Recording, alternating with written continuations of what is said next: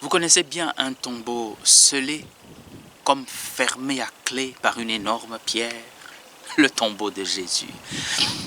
Et pourquoi ont-ils enfermé et surveillé son corps? De peur que la résurrection soit manifestée.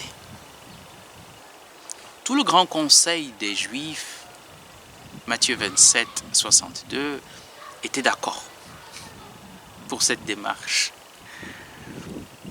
Tous, indépendamment de leur parti théologique.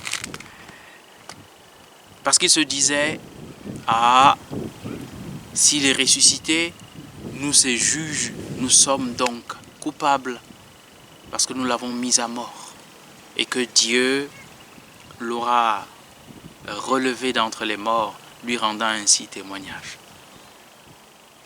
En particulier, les pharisiens qui croient à la résurrection des morts ne voulaient pas que la résurrection soit manifestée. Ils avaient une raison de plus, c'est que si jamais il est ressuscité, ça veut dire que les temps sont accomplis et que le Messie est là. Et nous ne l'avons pas reconnu. Les Sadducéens, eux aussi, qui sont le parti du grand prêtre, Acte 5, 17, avaient une raison de plus.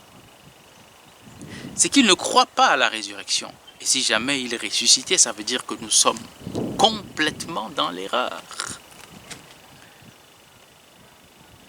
Ce sont eux, les Sadducéens, qui viennent voir Jésus avec une question un peu tordue en Marc 12, et à qui Jésus dit, verset 24, « Vous ne comprenez ni la puissance de Dieu ni les saintes Écritures. »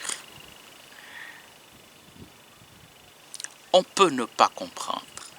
Ce n'est pas encore un péché. Mais lorsqu'on s'enferme, oui, c'est comme si cette grosse pierre était non pas une pierre qui enferme le tombeau, le corps de Jésus dans le tombeau, mais qui enferme et pharisiens et sadducéens dans leur refus de croire et de voir se manifester la profondeur des Écritures et la puissance de Dieu. Nous ne refusons pas que la puissance de la résurrection se manifeste, d'abord dans nos vies. Oui, Dieu peut faire de moi un homme nouveau, une femme nouvelle. Oui, le Seigneur en a la puissance et il en a le désir. Et c'est pour cela que le Christ est mort, afin que j'ai part, moi aussi, à la résurrection.